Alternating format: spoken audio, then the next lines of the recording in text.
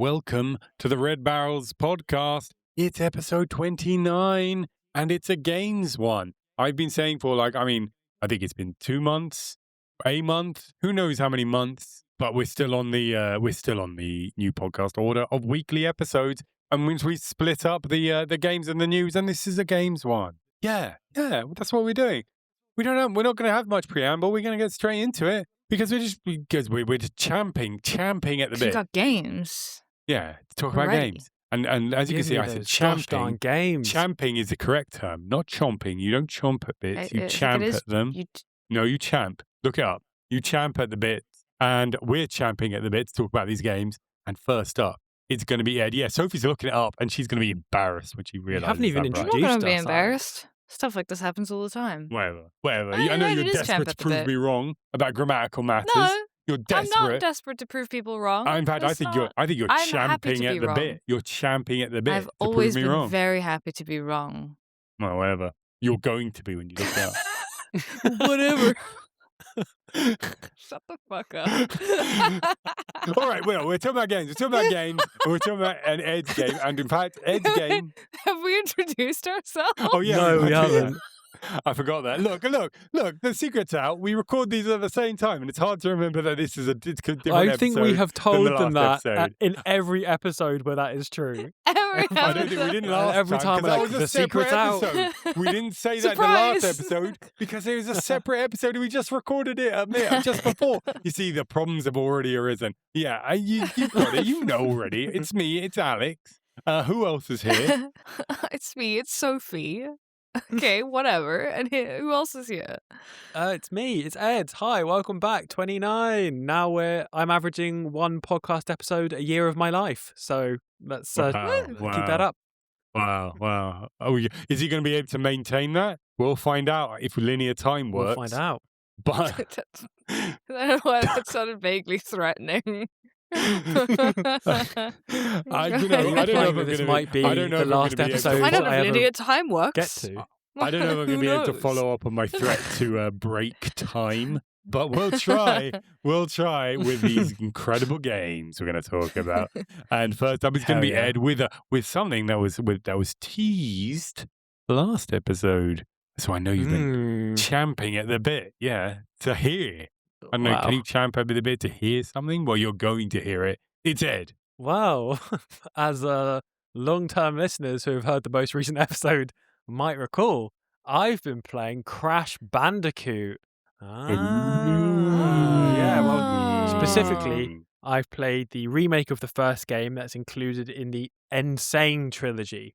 Originally, Crash Bandicoot was developed by Naughty Dog and released in 1996, the same year that I was released. And the remaster was developed by... I don't like that wording. I don't like it. I love it. Oh, thank God. The remaster was developed by Vicarious I don't like Vision. people being released, but no, I don't like it. You need to lock in. We've got to get in. True. Who previously have developed a lot of the handheld Crash games. That came out in 2017. So I want to admit, I've never played a Crash Bandicoot game before. Growing up, I never had a PlayStation. In fact, my first PlayStation was the PlayStation 3, which I think I got in 2014, so sometime after the PlayStation 4 came out. I've played quite a high percentage of the Super Mario series and a reasonable amount of the Sonic the Hedgehog games, but I just never got to play Sony's attempt at a mascot platformer until now. And funnily enough, I played it on the Switch, so I still haven't played it on PlayStation. But that heresy aside, given I've had a lot of fun with Mario and Sonic over the years, I was pretty excited to check this out. Also, when I was a wee nipper, back in the dawn of time, I used to buy a comic called The Beano, which I think still exists. And I remember that the Beano used to heavily advertise the Crash Bandicoot games in the years when I was buying it. I think that was it was Twin Sanity that was out at the time when I was buying it. So I guess eventually, more than 20 years later, the advertising has worked. I've relented and I've bought and played a Crash game.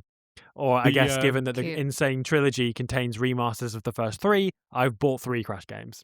The long-term brainwashing potential of the Beano has been underestimated, I think. It's something we need to do a much more thorough analysis of, and it would fall under our remit because there was a Beano related kart racer. So certainly something we can get to grips with. Anyway, so without further ado, 30 years on from its original release, more than 20 years since I heard of the series, and 10 years after the remaster, let me in a very timely fashion cut to the chase.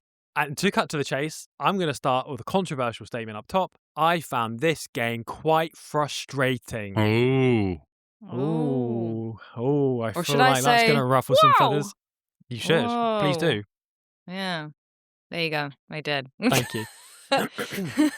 So, I'm going to start with some positives about this game. On the one hand, this game has got a lot of personality, makes it really stand out. Crash, I feel like, is more in the Sonic mold than in the Mario mold in terms of appearance. It's quite like a striking design to some extent. It's quite memorable physically, but also in terms of personality, like he's a bit more of a bad boy, like much like I am on this podcast, in the words of Alex. And His all design of our sort of- listeners. And all of our listeners. and all of our listeners. I'd say his design felt more immediately iconic, and the music was a lot of fun. It was very lively. I thought it was quite effective. It wasn't as instantly memorable as a Sonic or a Mario, but that's quite a high bar. They both have legendary soundtracks. And I also thought that the visuals I thought they were very spectacular for 1996. Obviously, I played the remaster, but I've gone back and watched a lot of footage of how it originally looked. And it's just so vibrant and it's so clear. I was very impressed with the technical aspect of the game. I feel like a lot of us think of Super Mario 64 as the platformer that really showed how the genre could work in 3D. And that game came out the same year as this game, 1996, just 3 months before. So that this game really does feel like a properly functional game is honestly impressive, because honestly, that they must have done most of the work before Super Mario 64 kind of was a trailblazer. So I am honestly very impressed. I mean, for another comparison, another game that came out around this time was Sega's attempt at a 3D Sonic game, Sonic 3D Blast. And that game feels like it's an entire generation behind Crash Bandicoot. Like it's just completely different in terms of their understanding of how a 3D platform would work. It literally was, because it was originally a Mega Drive game. 3D Blast? Yeah. They brought it out on the Saturn, but it was originally you can get it on the Mega Drive. Sorry, that's my old man I only played information. I played it on the Sega Mega Collection Plus, so I guess I lost track of what consoles they were all on. But yeah, I mean, so some of the reasons why I feel like it felt like a newer game, other than just the visuals, I felt like there was a great amount of variety in the game. It constantly felt fresh, and it had a relatively short runtime, but even if it had been a bit longer, like I think it had legs to go on longer. There were so many different ways that the levels played out. So, there are 3D sections where you're moving away from the camera. There are side-scrolling sections which function more like a 2D kind of game. There are sections when you're running away from giant boulders like you're Indiana Jones, heading towards the camera. There are levels, or even I think maybe just only 2 levels, where you're riding a wild boar through the level. Plus, there are the bosses and a whole variety of collectibles, which offer a whole lot of replayability if you're into that kind of thing. So I was really impressed with how fresh it felt and how kind of timeless the design felt. I was very impressed with that. So, I've talked about why it felt a little ahead of its time maybe, but let's circle back to what I said at the start. I did find this game a little bit frustrating, and I think it's time to move on to that. So I've said that I feel like Crash Bandicoot avoided some of the early 3D platformer issues that games like Sonic 3D Blast had and some other ones at the time. But one problem that is common to a lot of these games of that era is the camera placement. And as I've just said, there's a whole range of choices in this game of different levels that have the camera in different places. And in this game, to give one last little bit of praise, I do feel like the camera positioning always feels very deliberate. It's like sometimes in these other 3D platformers from the period, you sort of swing about wildly and it doesn't make any sense what you're looking at, and there's no logic to where the camera is at any given point. Here it feels very thought through, it feels very deliberate. But there are a number of times when the camera is placed in a way which maybe looks quite cool, but does make it fundamentally impossible to judge how far you're meant to be jumping. And that's quite an important part of a platformer. There are multiple times where the camera is positioned such that you basically don't have any depth perception. And this is especially a problem slightly later in the game when maybe you need to make a series of jumps over moving platforms, and depth perception really does come in handy when you need to do that kind of thing. As there are whole levels in this game where Crash moves towards or moves away from the camera, and all of those, there's a risk of depth perception becoming an issue. But I would say most of those levels which are dedicated to that, they tend to have been worked out in such a way that doesn't become a big problem. But It's mainly in the levels which aren't all that. Like, when there's just a little bit of the camera being in a weird position where suddenly it becomes a problem. Maybe you've got to make a series of tricky jumps heading away from the camera in one which is more like, for the rest of the level has mainly been a side-scrolling style level. That kind of thing makes it basically impossible to assess how far you're meant to be jumping. So I guess just to defend my gamer cred quickly, it's not that I think my issue with it isn't that it's difficult. I quite like difficult platformers, or at least I convinced myself that I liked them once I finished them. I've played Mario Bros. 2 Japan, I've played Super Meat Boy, like I've played some trickier ones. It's not that it's difficult, but I think difficulty in a good platformer comes from them asking you to do something clear and it being difficult to do a lot of the time. Whereas in Crash, there are definitely points where it's just not clear what the game wants me to do. It's not clear how much I need to be trying to, like how far I'm meant to be trying to jump. And that's quite frustrating because it doesn't feel like it's a skill issue.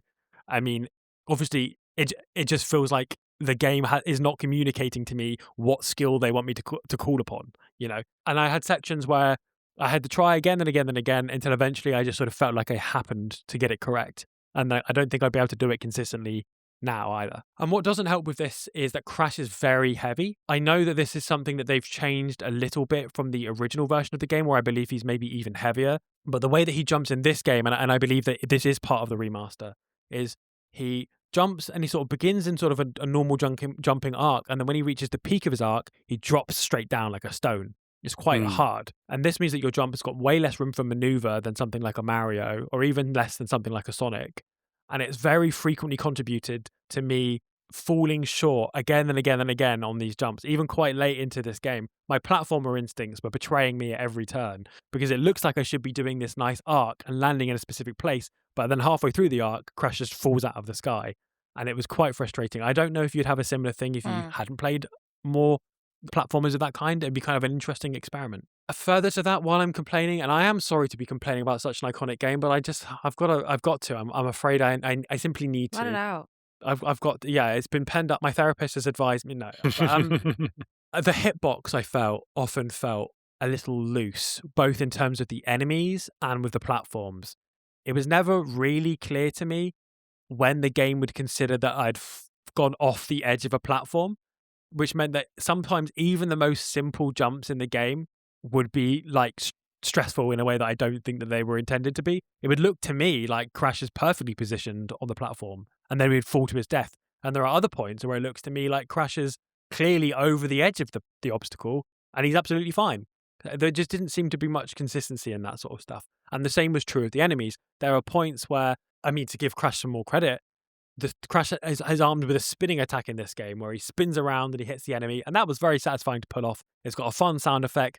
It looks cool. It's a good way of dealing with the fact that it's difficult to jump on enemies in the 3D space in such a reliable way. So that's a good solution to that problem. But even very late in the game, there would be times where the enemy was coming towards me, very close. I do the spin attack thing, but apparently it misses. It misses, even though it looks to me like we're literally touching. Like, I don't understand how it's missed. And then there are other points where the enemy hits me, but there's clear daylight between where I am and where the enemy is.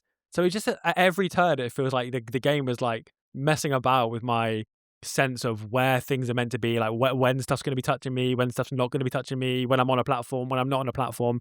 And it was just a frustrating experience. And I couldn't overcome my traditional platforming instincts, I don't think. And I don't think this is on me entirely either. I think a lot of other people might have a similar experience if they were trying Crash now for the first time in 2026. I would also highlight that the remaster changes the save system, which lets you save basically whenever you're out of a level. I understand that in the original version of the game, in order to save, you needed to unlock a bonus stage, which you do by finding 3 tokens hidden in a level. And I can't tell you how glad I am to have played the remake and avoided that crushing sounding save system. I could not have done that. That sounds horrible. And yeah, no wonder I never made progress as a child. And yeah, this combination of elements, the not ideal camera placement, creating depth perspective issues, a very heavy jump that doesn't allow that much maneuverability and is sort of counterintuitive in lots of ways, platformers and enemies with hitboxes the size of a small bus, but then also somehow shrinking to the size of a Volkswagen Beetle at other times, made it a very frustrating game for me to play in 2026.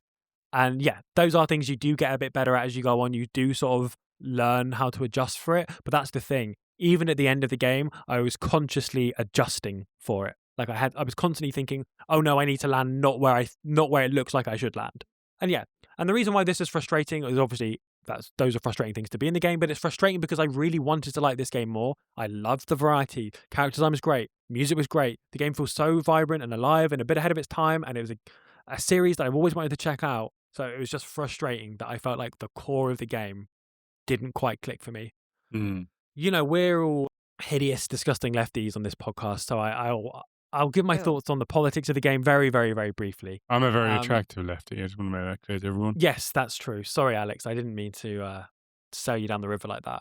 Only one of us. Unsurprisingly, yeah, exactly. I don't want to speak to the Unsurprisingly- physical attractiveness of anyone else in the podcast. That's not really for me to say. I think that would get a bit awkward. Ouch. But I know I wouldn't I'm mind. fucking gorgeous. That's all I can say. It's true.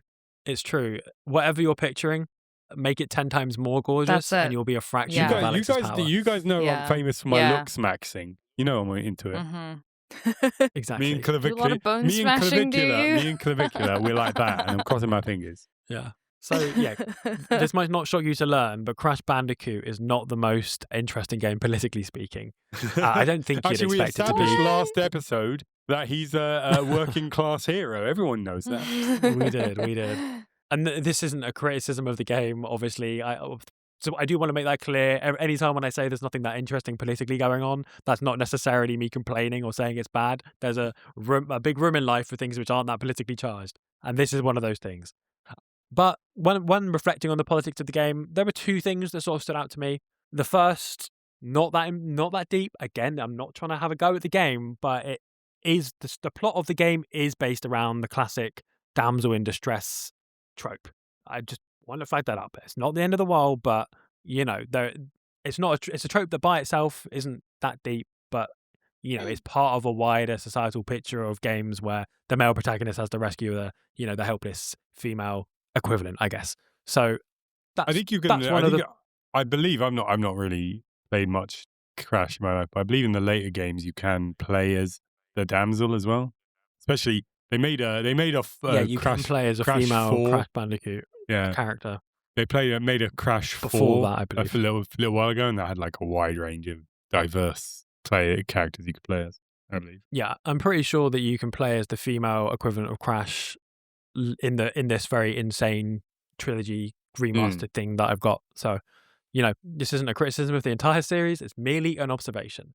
And my only other thing that I would say stands out politically, something that you kind of touched on actually in the last episode, Alex. You mentioned that bandicoots live in the Australia-New Guinea region. You said that kind of makes Crash like more or less like an Aboriginal. This game is set on a fictional island about 300 miles west of Tasmania. And so unlike Mario or Sonic, most of the time, it's set in the real world. And the game is really themed around a kind of Polynesian culture, I would say. And I feel like this isn't always handled that well in the game. Oh yeah. Yeah, there's a lot of like masks and stuff, isn't there? Yes, you're assisted on your journey by a witch doctor who inhabits a mask named Aku Aku. And on the words, for example, some of the words in the game are taken from languages from that neck of the woods. Others are not. Others are kind of made up. Aku Aku, for example, is the name of a now gone native settlement in New Zealand. But some of the other words, for example, wampa fruit, as far as I can see, that's just a word that they thought sounded vaguely Polynesian. And again, I'm not trying to make a mountain out of a molehill here, but that one felt quite Roald Dahl-y to me. I guess specifically it reminded me of Roald Dahl because Roald Dahl's got a monkey character called Mugglewump, and this is Wampa fruit, so it's not far off. But I think probably the most obvious one where it was like, ooh, is one of the boss fights, maybe even the first boss fight, is a sort of chubby, let's say rotund, tribal leader named Papu Papu, who you meet sleeping on his throne in a torchlit hut, wearing very few clothes other than a headdress, and he sort of speaks in kind of grunts and exclamations. In later games, you'll hear him speak in broken English, I've seen. And there's just something vaguely uncomfortable Yeah, about that that's not great. representation of Polynesian culture. There's also a level later on called Native Fortress. And again, one of the more difficult enemies to fight in the game is the Shield Native, who is a native who carries a big shield, which basically makes it a little harder to hit them. And also looking further into the development of this game, apparently the island that the game was set on is described in the development Bible as, quote, inhabited by cannibals, end quote, Oh which dear. is obviously a term used historically, often in quite nefarious ways, perhaps when wishing to cast a group as another of some kind. And yeah, there's just a bit of that iffiness here. The hodgepodge of vaguely Polynesian cartoon imagery, I don't think you'd put it out in that way in 2026. I'm not saying that Crash should be cancelled, or I don't think this is coming from a hateful place or anything like that. It just feels a little uncomfortable, especially when it's like people from the leading imperial power then include sort of caricature-y, comedic-y elements from another culture that they have a somewhat fraught relationship with. And it kind of goes unexamined in this way. And I reference Roald Dahl, and I do think that is kind of the closest thing I've got. It feels a little bit similar to what, Roald Dahl does with like the Oompa Loompas or something. And, Roald Dahl is the kind of guy that posthumously his family felt that they needed to apologize for his racism. The man self-described as anti-Semitic in the last years of his life. Like, this isn't great. Yikes. He was very British Empire pilled. Yeah. And the cultural depictions in Crash feel quite America pilled, if you will. But to finish up, Crash as a game has a lot of personality, but it's dated. It's dated in how it's dated in ways that carry through even into the remaster, and it made it quite a frustrating experience for me. It's dated in how he feels to move. It's dated in some of the depth perception is just absent, and it's dated in some of its cultural portrayals. I did see enough here to make me think that the second Crash Bandicoot game might be worth checking out. I've heard good things about that. I know when that originally came out, that was seen as a big improvement over the first game, so I will probably check that out. And if there's anything interesting to say about that game, maybe I'll report back. So stay tuned. And I'm not sure that I can really recommend that you play this game unless you're a huge platformer fan, or like me, if you're doing it because you want to play the first game in quite an iconic series. That's what I've got to say on it, really. Do you two, either of you two, have anything to say? Have you guys got a history with Crash you want to bring to the table? I used to play it as a kid, but that's basically it. I used to play it on the I think probably the PlayStation. I don't think I really played it much on the PlayStation 2. I think I was a bit too old for it at that stage in terms of like kind of associating it with very early PlayStation 1 games and kind of platformers general. Not a huge platformers fan generally. I find I tend to just get a bit bored of that format. But I mean, I've got like fond memories of it and fond memories of like a lot of the sound design. Specifically, like if I listen to the game back now, it's all extremely nostalgic. Like all the sound design is very, very nostalgic, the music and stuff, etc. But yeah, no complex opinions about it, to be honest. Well, I'm a reformed fanboy from my earlier years, a Nintendo fanboy. I had an N64. I got quite defensive about that at the time when PlayStation was like wildly outselling it. But you mentioned it was dated. I thought it was quite dated at the time. It's beautiful. It's a real technical achievement. There's like breakdowns of how they did it, and it was like basically like the camera angles are incredibly carefully planned out so that they can fit so they just don't quite go over their like polygon budget. They've got like exactly as much detail as they can put on the screen at any time, basically. But in terms, basically in terms of gameplay, you're walking in a straight line into the screen down a narrow path, and then sometimes it's side on. And then you compare that to Mario 64, which came out the same year, and that was just like a completely new mind-bending paradigm in what video games could be. Like it's these wide open 3D levels that you can look at from any angle and move around and find things and stuff. It just like completely reinvented what video games were. And Crash Bandicoot seemed like just a kind of a return to like, well, if you made a Super Nintendo platformer and now you could do it in 3D, it's basically that. And, it sold very well and people loved it. And, there's a lot of nostalgia for it. So obviously there's something to it. But at the time I felt it was quite a kind of a bit of a backwards looking game. And, in the long term, games are much more like Mario 64 than they are like Crash Bandicoot right now. So I guess I feel 100% I would say that's vindicated. I was right all possibly. along. I know I was just a bit critical of Crash, but I would say that's possibly a bit mean to say it's not as forward-looking as Mario 64, which is like one of the most forward-looking games of all time, really, for the Oh, time. it did come out like I would agree. It's I contemporaneous. would agree with that It's assessment, but contemporaneous. yeah, but not regardless of what period you're looking at, like there's very few games which have like pushed gaming forward as much as Mario 64. I feel like in terms of it basically showed you how the viability of 3D gaming. So I would agree it doesn't break as much ground as Mario 64, but Sure. and it's possibly, more retrograde than that. But Well, like, I'd still give it its props. At the time when I was a kid and I was like, saw it in the magazines, I was like, oh, well, I've seen Mario 64 though, and this is just like, oh, okay, I'm sure it'd be fun. But, at the time, Yeah. I was kind of like not that impressed with it. I mean, although it's relatively narrow you technical were a certified achievement. hater though, Alex. No, that's true. Certified hater. That's true. That's true. That's true. Should have been Alright. Mario. Should have been Mario. Should have been Mario. Okay.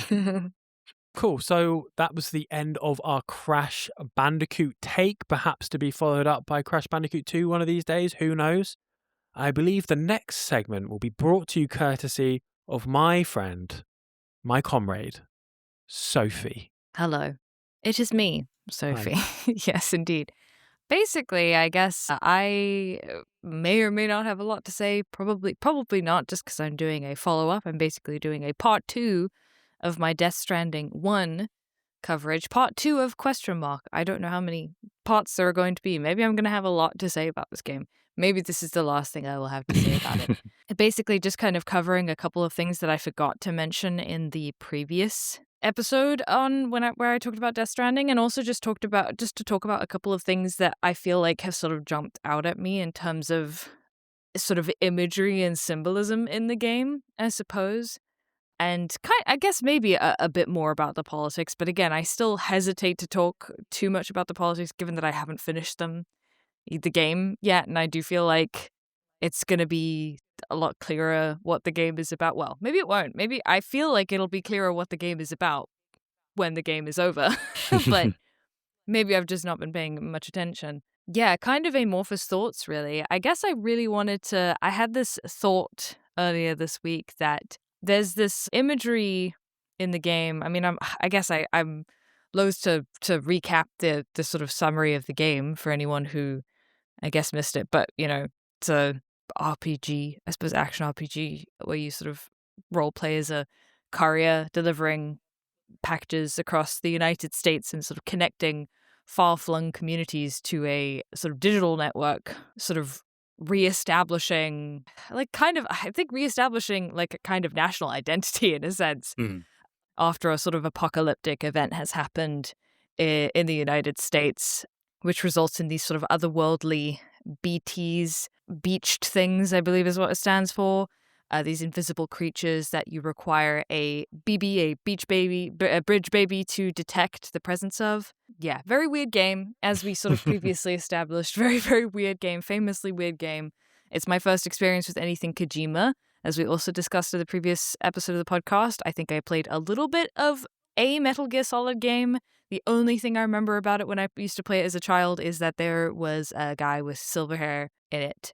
And everyone is like, oh, that's Metal Gear Solid 2 or whatever it is. So I don't remember which one that is, but there you go. It was 2. I think his name It was 2. Raiden. It was Raiden. 2? There you Name's go. Raiden. Raiden? Okay. Raiden for Biden. That's what I always say. So then, yeah, basically I just kind of wanted to add a little bit more, I guess, of my own personal experience with the game, I suppose, which is that I had this thought earlier in the week that the imagery of the BTs for me feels very reminiscent of two things that I thought of specifically regarding having lived in Japan. I don't know if you guys knew that. I didn't know you lived in Japan. Yeah, I lived in Japan for 2 years, but it's funny. You think you know I guess someone, one of them and is then they reveal something like that. It's crazy. Something shocking. Completely I guess changes the how I first view thing you. isn't really, but have either of you ever heard of the novel Black Rain? I have not. No. No. No. So there's a novel called Black Rain by what's his name? Masuji Ibuse. And I've read the English translation, obviously. My Japanese isn't that good. I can't read like a Japanese novel. But it's a novel that came out. I don't know when it came out exactly. Obviously came out after the after the nuclear bomb, because that's basically what it talks about. But Black Rain is the namesake of the novel, is basically this phenomenon that they observed after the dropping of the bomb in Hiroshima, where sort of radioactive material would rain back down from the sky in the form of rain. So not to be confused with acid rain, that's a different thing. The book was published in 1965, so it was published in a series of magazines in 1965. And it basically is based on historical records of the bombing of Hiroshima, journals and stuff like that. Yeah, basically, obviously, Black Rain being the phenomenon of radioactive precipitation, sort of caused by the firestorm of the nuclear fallout. And it's takes place following a character called Shizuma Shigematsu's diaries, and how Shigematsu is trying to set up his niece with an arranged marriage, essentially. But he's really struggling to find arranged marriage options for his niece because there's a rumor that she was caught in the Black Rain after the bomb, and they are not quite sure if she's going to fall ill or not. Because they don't know what the effects are of this kind of exposure to radioactive material at that stage. People who were exposed to Black Rain did fall ill, and the character in the book does fall ill. But for those of you who have played Death Stranding, I'm sure maybe you're thinking a little bit of Timefall. Timefall is this rain, essentially, in the video game, which causes you to, like, rapidly age the moment it touches your skin. And I feel like these two things are connected, especially given Kojima's fascination with nuclear bombs.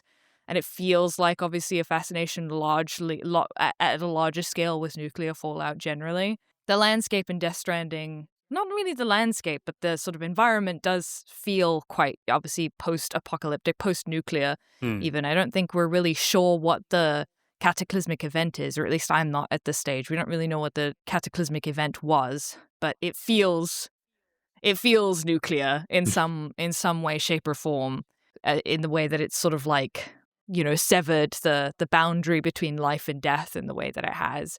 So that's just kind of something that struck me, is that I feel like I feel like that might be one of the influences at play here, is actually this sort of concept of Black Rain, and maybe the novel more widely, because the novel's like it's a classic in Japan. It's quite like an iconic piece of literature in Japan, but obviously most of us have never heard of it. I have it on my bookshelf though, and it's really sad. As expected. It doesn't sound like an upbeat novel, I've got to say. No, romantic it's a comedy, very right? difficult Romantic read. comedy?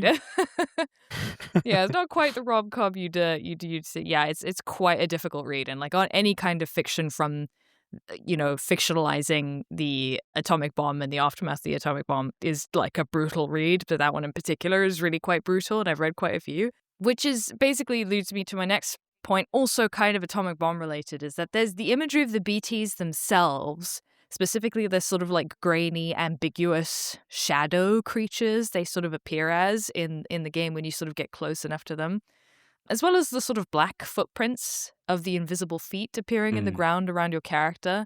I feel like, and again, this could be entirely vibes-based, but I actually it sort of clicked for me the other day when I was thinking about it, that it really evokes the imagery of the human shadow etched in stone. I don't know if you guys have heard of that.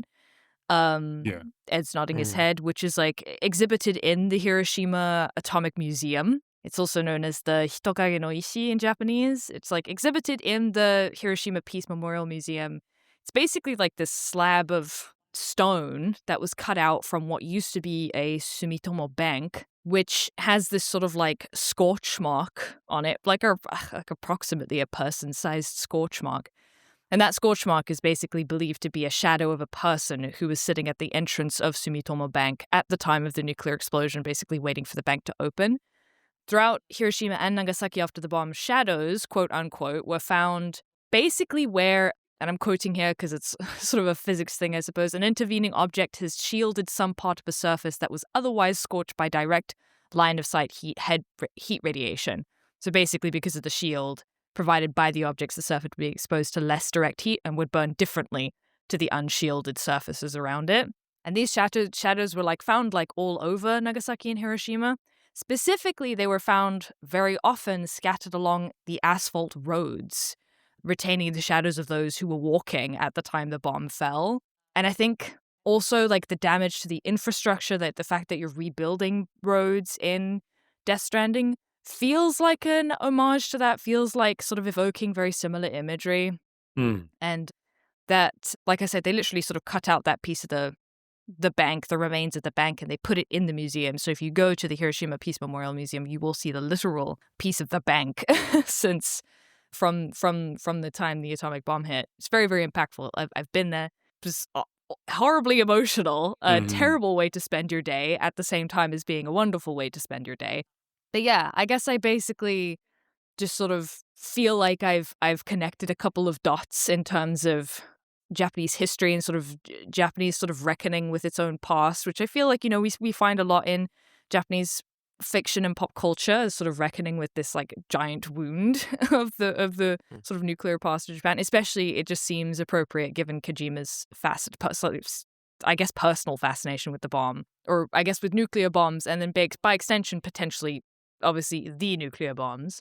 Yeah, and I guess I wrote the reference to lingering life after death and the scorched shadow left behind seems overtly present in the visual and ideological themes of Death Stranding.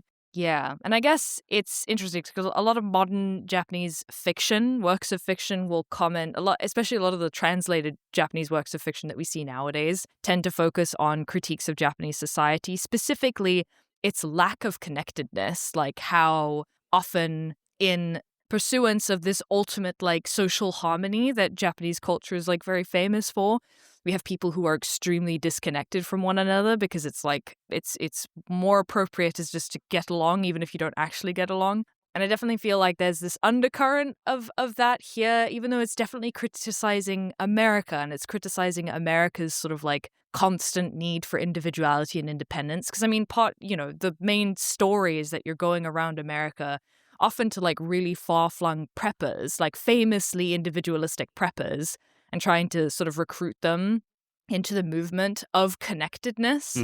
That feels very reminiscent of Japan's modern search for connectivity, and it feels very prescient in terms of our current search for connectivity. Definitely, it's a lonely time for a lot of people, for a lot of young people especially. And especially since, COVID-19 in 2020, I feel like that's especially exaggerated since 2020 specifically, which this game, obviously, a lot of people have said it feels very much like the pandemic, even though it came out just before the pandemic started. So I just feel it feels very prescient in terms of vying for connection and literally making you drive out into the middle of nowhere and form connections with people, do favors for them, and then be reliable enough that eventually they sort of join the Wi-Fi network. This sort of criticism of the lack of connectivity in American society generally. And I would probably argue Japanese society as well. It feels like they ironically have that in common, despite the fact that they are such different societies, that connectivity is actually something you have to specifically aim for. You have to sort of specifically prioritize as a society. It doesn't just sort of happen naturally, because whether you're individualistic or sort of very harmony, community, or not even, that's the thing, it's not necessarily community based in Japan, it's more social harmony, which is different. It feels similar, but it's actually quite different, I think. So yeah, I don't know, basically just some thoughts that I had. Do you guys have any?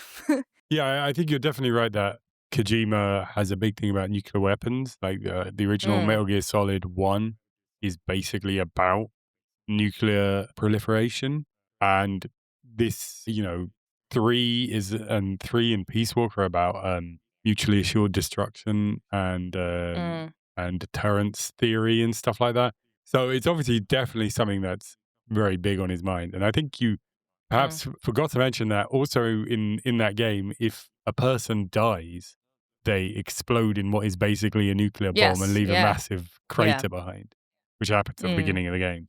So yeah, there's just very obviously riffing on concepts around nuclear war and the effects of nuclear bombs and so on. And it became a joke about how incredibly prescient Kojima is repeatedly, because he managed to presaged the entire pandemic, like just a few months before it happened. And even Metal Gear Solid 2, that game has a whole thing about how the internet works and stuff that basically kind of is very prescient for how the internet works today. So he's got a track record at it, no doubt. I don't know if Death Stranding 2 has anything really that could be used to predict things. Maybe if there's a very specifically localized pandemic in Australia, that would work, I guess.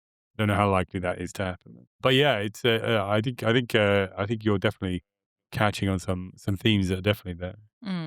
And to be clear, I also, before you started, and not that you were implying this, Alex, but I think I want to point out, I don't think I'm making any novel sort of observations here specifically. I don't think I'm being like, oh, there seems to be a lot of bombs in this. I don't think that's novel, but I do think that, like, I've just been turning over the sort of artistry of it, I suppose, in my head.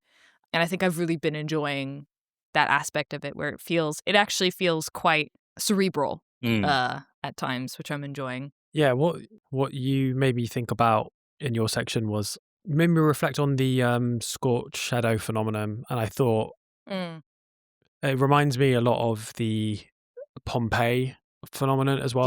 The evidence left of life there after Vesuvius in I think 79, and it's just there's something especially resonant or poignant about those reminders of, I guess, both. It's like the reminders of life in the evidence of death, and then also the reminders of death in like people living their regular life.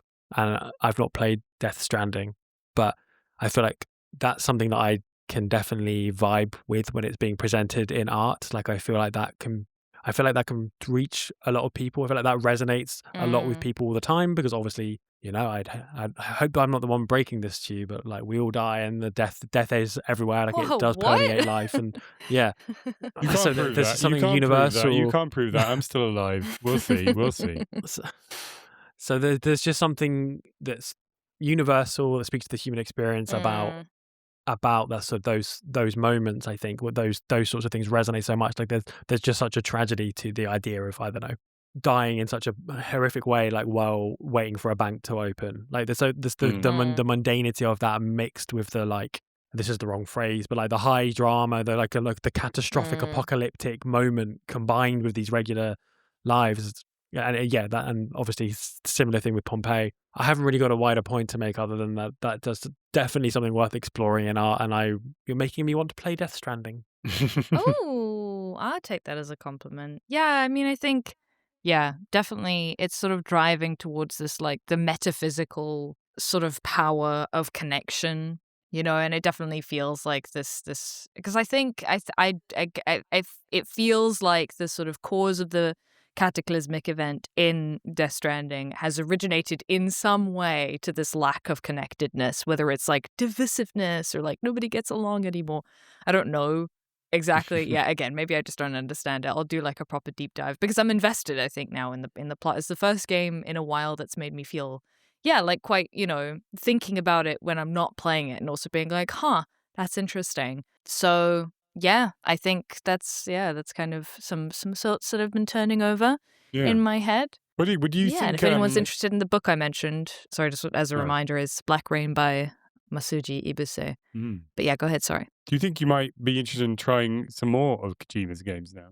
Because I remember when That's a good question. When we talked about when I played Death Stranding 2, you were, and I think reasonably, a little bit dismissive of him. I think he's kind of become a bit of a meme himself. Like, oh, that's such a Kojima thing to say. That's the thing. I think like when you described him before, I guess like I see him less as like a creep. I think I probably had a bit of an interpretation that he was a bit of, and I think he is a bit of a creep, but I think he might be a bit of a creep in the naughty boy sense of the word, as opposed to like, I don't know, a super harmful creep. I don't know if there's allegations about him or anything. But my impression is that he seems harmlessly creepy. I don't know, obviously, but it's like I think I'm a little bit interested in Metal Gear Solid, but I think that's the thing that's always kind of put me off about Metal Gear Solid is the militaristic sort of tone of it. I've never really been very interested in that, and I also don't love stealth games.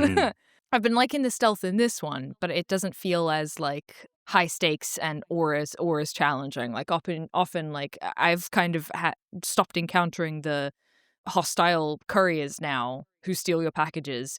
And that's a relief because I was just kind of going entirely around them. I wasn't really Yeah, that's what most encountering them people at do. all. That was probably my least favorite part of the game, was just doing that. So it's like I feel like Metal Gear Solid is probably more of that, which I just don't really enjoy that much. Yeah. I But I mean, think there is a lot more of that. And definitely, it is like militaristic, but it's also, it's in that, and something that I think, I don't know, you don't see a lot in Japanese media. It's like the top level is very much anti-war. It's like, the story's very, like, as I said before, Metal Gear Solid 1 is about nuclear proliferation and how that's bad. And there's all this stuff about how the American military is bad, but also, man, it loves those guns. It thinks the guns look really cool and stuff like that. It's kind of like how, I don't know, in anime Gundam, you've got like Gundam, they're also anti-war, but also they want you to, they ultimately want you to buy model kits of the Gundam because they look so fucking cool, right? These giant robot war machines. So that's something you see a lot in Japanese media, I think, and this is very much part of that. I'll finish up soon. I just wanted to say two more things, which is that one, this game genuinely punishes you for killing people. I haven't killed a single person in this game because I killed a person by accident once, and then I got a call from like a fucking NPC who's like, listen, you got to go back there and clean up this dead body because dead bodies explode into like a nuclear fucking fallout. So you're heavily discouraged from killing people in the game, and I think that's really interesting. I think that's, I hope that's the sort of pacifism is a theme for Kojima, but like never have I seen it so explicitly made like punishable by the game, where it's like, okay, well now you have to go fucking clean up your mistakes. And if you leave it, and I like that, it not only explodes, but it leaves a permanent giant crater in the giant open world, emotional, physical scar on the environment. Exactly. And I think that's really impactful. And the second thing that I wanted to say has nothing to do with all the deep stuff I just said. Something I just really like about the game is I love that, I forgot to mention, with the online element, is that desire paths will appear. Basically, like depending on where other players tend to traverse, desire paths will appear. And that's fucking cool. I just love that. I don't think I mentioned that in the previous game, where like you can see people's ladders and shit. Who fucking cares? You see people's desire paths. That's so cool. So what's like the desire paths? So desire path is like where people tend to walk. So even if there's like an official path through the park, if it goes like in an L shape, people will just like zip acrosswise because like who the fuck is gonna? It's more efficient. So like in routes where I've traveled a lot in the game, where I've been taking the long way around, I'll just follow the desire path the next time around. I'm like, oh, everyone else has been just doing this? Oh, sick, cool. And it helps me avoid BTs. It helps me avoid mules and stuff. And it's just a really, really cool part of the game. So just like on a lighter note, I just love that. Yeah. That's it. Well, that's Death Stranding. I did warn Sophie before we recorded that Death Stranding famously has a very long and drawn out ending that takes forever. So we'll see if you still like it when you get through that. And next time I'm like, guys, the game's too fucking long. I hate it. Never mind. No, I think it's worth it. I do like the end, though. It does. They could have paced it a lot better. That's certainly true. Yeah, I think that means we're on to the next game, which is going to be me. Yeah, I'm finishing up this time. And yeah, I've been playing, and I finished it because unlike Sophie's game, it's a very short one. I played Donut County. This was very much an indie game darling that came out in 2018, although it was made by one guy, basically, although, he had some help here and there, called Ben Esposito. And it was based on an idea he had that he got from, I don't know if you guys remember, he was a bit of an internet darling for a while. There was a guy on Twitter called Peter Molyneux, who was like a parody of Peter Molyneux, and he put these wacky game concepts on. Some people became a bit of a darling. I only mention him really because coincidentally, I actually went to university with that guy. We were in the same year. But I don't think I ever talked to him. Name drop. Yeah. Oh, yeah. But we had some mutual friends. I'll say that. But I don't. Yeah. I was annoyed in later years when he became internet famous, and I was just like, I knew that guy, and I never spoke to him the entire time. Unbelievable. Anyway, gotten in there. yeah, Donut County came out in 2018, as I said. It is a very kind of simple game. Essentially, I'll get into the story in a bit, but you're put into these various scenes where you're in a little level where it's just like a kind of a normal scene. There's something going on with some guy. They're just living their lives, these people, and you control a hole that just moves around the floor, and it's quite small at the beginning. And when you go run your hole under something, it falls in, and then it gets a little bit bigger. And basically, you just have to work your way through the level, sucking things up, getting a little bit bigger, and that means you can suck up bigger things. And you just eventually inhale the entire level, and then you move on to the next one. That's pretty much the basic concept of the game. It is clearly quite similar to Katamari Damacy. If you've ever played that, that's a game where you... Katamari Damacy. Yeah, great game. And that's a game where you roll up things, and you start off small and you roll up small things, and that allows you, makes you get bigger. It means you can roll up bigger things and eventually roll up the entire level. And this is kind of a similar concept. There's no getting around it. But there is a lot of fun to it. Working your way around. Everything has physics in it, so you can you're trying to, something that's long and thin. You want to kind of get it from a certain angle so that the thin end falls down and the whole thing goes down it. There's also various elements where, like, for instance, if you, in an early level, for instance, if you suck up some, like a campfire, then presumably that sets fire to all the other things you've sucked up, and smoke starts coming out of the hole, and you can use this, for instance, to lift up a hot air balloon for various reasons. There are a lot of little puzzles. Early on, they start adding these and they get more complicated. So I will say my kind of criticism of this is it's never that complicated, and it's a very easy game. And it was very short. It's literally took me 2 hours to finish the entire thing. Nothing wrong with a short game, but it really feels like it's mainly short because they couldn't really think of any more ideas. Even compared to Katamari Damacy is a far more kind of complicated and interesting game in gameplay terms. The levels are way bigger in Katamari. There's just way more to do and do these things. These levels are, I was quite disappointed how simple they are. As I said, this was very much a kind of indie game darling when it came out, and I'd heard about it at the time, and I was quite looking forward to playing it, but I didn't get around to it. But I thought it would be good for this because it does have some political elements. But in terms of the gameplay, it is extremely simple. At the very end, there's a boss battle. I did die on it once. That was the full level of friction I felt in this game. And frankly, it was kind of bullshit how I died. It doesn't really make a terrible amount of sense how that boss battle works. So, yeah, I really wish... I feel like there's a lot more they could have done with this. Like, I feel like maybe more elaborate kind of physics puzzles. Maybe you're sucking up some things to cause more, second order effects, and, have going on, all sorts of things going on, but there's very little. And even the levels themselves they're not very full of things. There's you start off at the beginning and you're just clearly in a little small area where there's just a bunch of little junk that you're just there to suck up so your hole can get bigger. And then the camera pans out and now you're in a wider area, but all that, there's much less of the small junk anymore. It's just the big stuff anyway.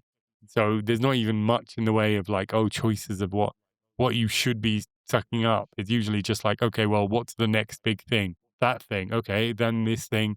And that gets you 80 to 85% of the way there. So I was pretty disappointed that it was so kind of straightforward. I was expecting a lot more, and it feels like you probably could do more with this, but they didn't, unfortunately. Now, onto the story, and because the reason I wanted to play this, because there is a political element to this. So this is a very kind of whimsical game. You play as, well, it's kind of a weird thing where there is a protagonist who's this girl whose name is Mira, and every other character in this game she's the only human. Every other character is anthropomorphic animal of some sort. So it's very whimsical. And she's friends with a raccoon called BK, and they both work at a donut shop. Now, you mainly play as BK through the game, so it's kind of weird how she's the protagonist, but all right.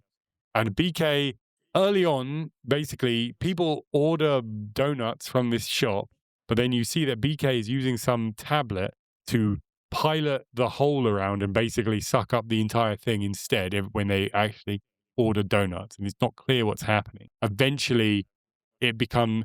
And I do apologize to talk about the politics. I basically have to spoil the entire story of this game, and it's a fairly basic story.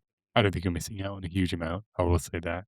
Sorry, but it basically becomes clear that actually the BK, the raccoon's whole job is in fact to suck up these holes. That's what the donut shop is, like some sort of cover or something. And eventually Mira finds out about this and steals the tablet and sucks up the raccoon into the center of the earth or wherever it is, where it is. And it turns out everyone who's been sucked up is just down there now. And eventually BK, the raccoon, is convinced that this is bad and he shouldn't be doing it. And they eventually find a way to get back up on the surface, and they find the Trash King, who is the king raccoon who has been running all this, and they stop, right? That's the basic structure of it. But the political element is that this is clearly something of an anti-capitalist story in which the Trash King raccoon and all the raccoons, there's a bunch of other raccoons who are very cutely animated. They are basically running, the Trash King just wants to take all the trash, by which he just means everything, through these holes and just to have it, for no real purpose other than to have it. And BK, the raccoon you were playing as at the beginning of the game, is like, okay, well, it's just my job, man. I just have to do this bad thing. I know it's bad. And he's constantly making these little excuses and saying, oh, well, it's not that bad. Come on, guys. And he has to be like convinced that this is bad and do something about that. So this is obviously a story about like, how we all live in capitalism, but we should try and work our way out of it. And we can't just make excuses for that, especially if we're doing something that's actively really, really harmful. That's pretty much what it's about. I kind of hoped it, when I played it, it did, as I said, when this game came out, I got some props for being so kind of anti-capitalist, and people really were quite high on it in certain, I mean, not on the left particularly, like not the real political left, but, maybe progressive people in general were high on it. And I was kind of disappointed at how very basic even the political elements of it were. But it's definitely there as a political game. I guess, it's our job as the world's only leftist gaming podcast, explicitly leftist podcast, to kind of categorize it, to make sure, check it out, check its left credentials. And my assessment is, I mean, it is left wing, but it doesn't go terribly deep. There's not a huge amount of nuance to it. The final thing I want to kind of say about this game is that it's the kind of style of it. It's very charming. It's got a very kind of flat shaded style to it. But what's kind of remarkable about it is that how quickly it feels dated. I mean, 2018 was quite a long time ago now, unfortunately. But this game is such a perfect kind of artifact of millennial cringe. It's kind of crazy. Like, there's this whole thing, they constantly kind of talk in like kind of text message speak to each other. They say LOL to each other all the time, even in speech. And like, I mean, I will say this, at one point, a dog is referred to as a pupper. That does happen in this game. And I was just like, I genuinely cringed inside seeing that. That's very millennial. Yeah, and I feel and like, I am a millennial. Yeah. I am also a millennial, despite what anyone tells you. I am definitely, don't me. I've got full proof of this. Don't me. Seen your birth certificate. That's all I'll say. I was born in 1982, and every reasonable standard says that that millennials started in 1981. All right, so I'm a full year in. No one could take it away from me. I'm a millennial, but it means that I am also maybe could be criticized for having millennial cringe about me. But this is very much in there. I mean, it's practically, thankfully no one says Big Chungus at any point. But I feel like that could have easily happened, very easily, And it's just like, this game came out in 2018. As I said, they started work on it in 2012. But it feels like even by 2018, this kind of stuff would have felt a bit dated. I don't remember anyone saying it was dated. But, I feel like this kind of, puppers and stuff, so on, would be a bit much for 2018. I'm like, 1 year later, Disco Elysium came out. That's what leftist games could have been, right? So, yeah, and even just generally, just the kind of like I feel like if this game were to be made now, it would be it would go harder on the politics. People, this kind of vague, like, hey man, don't be a bad capitalist. Yeah, I mean, they do at one point call BK a capitalist, which felt a bit on the nose. It's like, okay, just in case you don't get it, right? This is about capitalism. Maybe I should praise it for eschewing subtlety and go straight for didactism. That's the true socialist way, right? But yeah, it definitely feels quite dated in a number of ways. And I know I hoped it would be a lot more. Frankly, I had high hopes playing this, that this would be like a really good like anti-capitalist game that I'd heard about. And yeah, it let me down, Bennett. You let me down, Ben Esposito. He went on to be the lead designer on Neon White, which I know a lot of people like, and maybe that does better in this regard. But I'm disappointed. But it was only 2 hours long. You know, as a game that's only 2 hours, there are worse ways you can spend your time. You know, it was a fun enough 2 hours. But I do feel like he could have done a lot more with it, and it feels lacking that he didn't do. I say he. They, I'm sure some other people did work on this game. But yeah. So that's pretty much all I have to say about Donut County. Not a huge amount, I'm afraid. Thanks. It's good to have a little snug one every now and again, isn't it? Yeah. Little quick game. I mean, would it be worth playing or no? If you can get it like very cheap, and you've got like a couple hours to spend, you want to knock something out. Yeah, why not? It's certainly not offensive, and it is quite charming. And the little animals, and if you can see past the millennial cringe, it's pretty fun. Don't go into expecting any great political insight or not even a very kind of mechanically interesting game, and at all mechanically interesting game. It's very simple. I don't know. Maybe we've just raised our expectations for indie games. You know, I feel like if this had come out at the beginning of the indie game boom, it would have been all over it. And oh wow, but like now, I've played so many games made by a couple of people that are so much more than this. You know, and again, I'm good with short games. A game that has something really interesting, powerful to say, and says it in a succinct amount of time.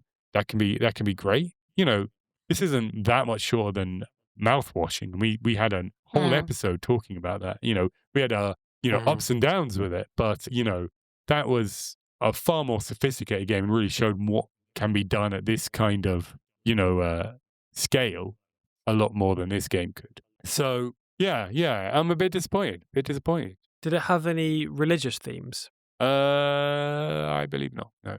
Even though it was so holy. Good one. Wow. It's a good one. I did say.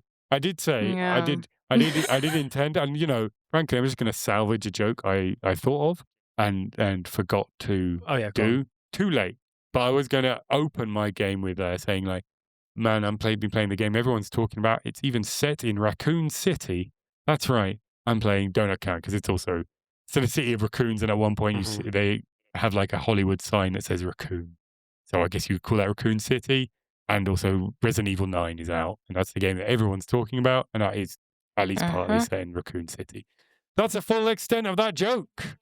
I did it. I explained every little bit of it, and by explaining it, I made it even better. You know that. I made it so much better. Everyone knows that jokes get funnier. It's just like the seasoning on top. Unlike the game that did not suck.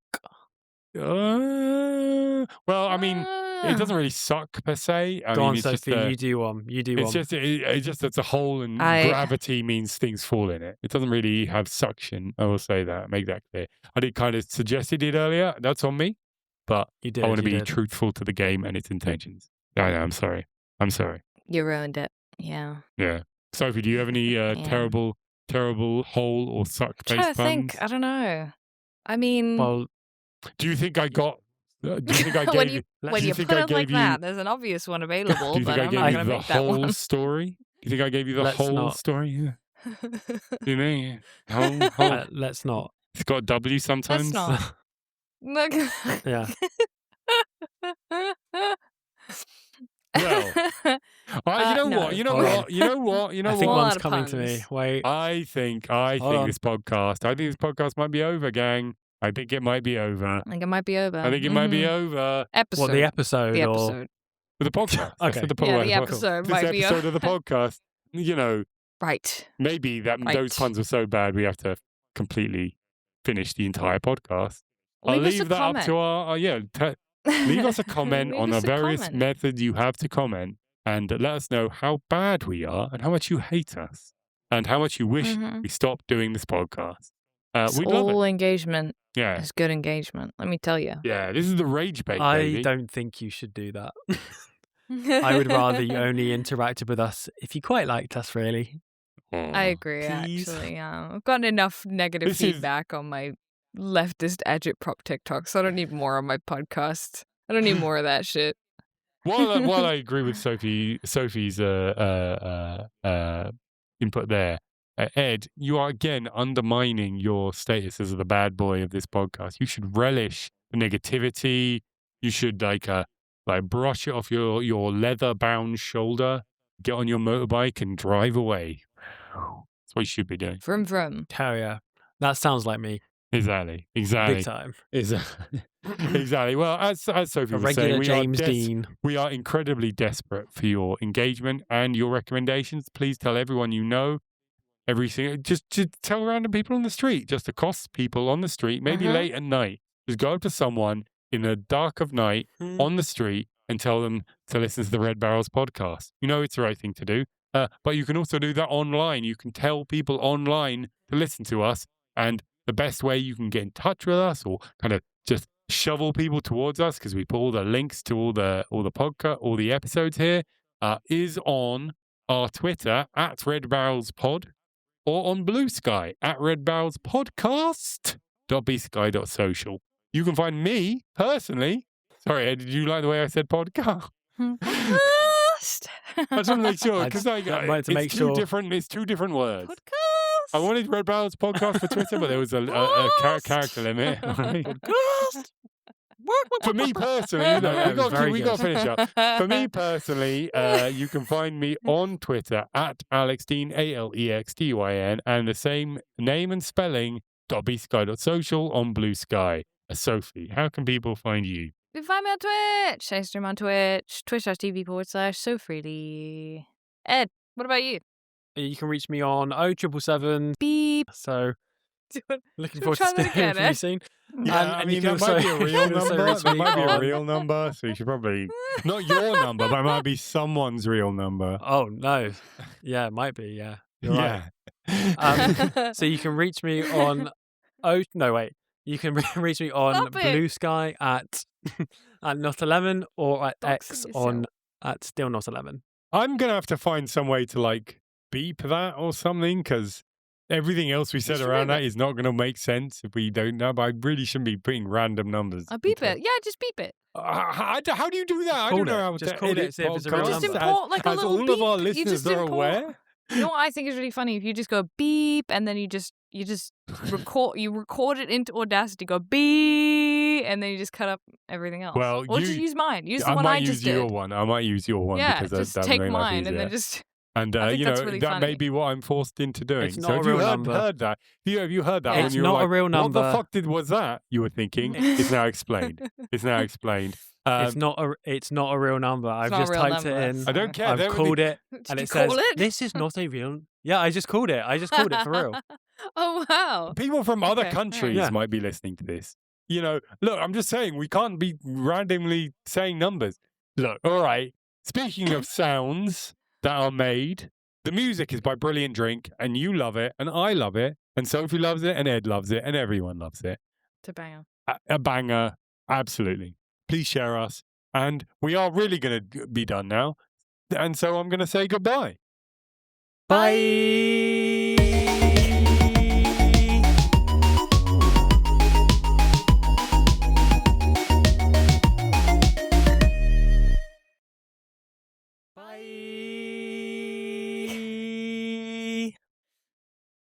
I really did Oh, take you you by said so much surprise longer this than time, mine. didn't I?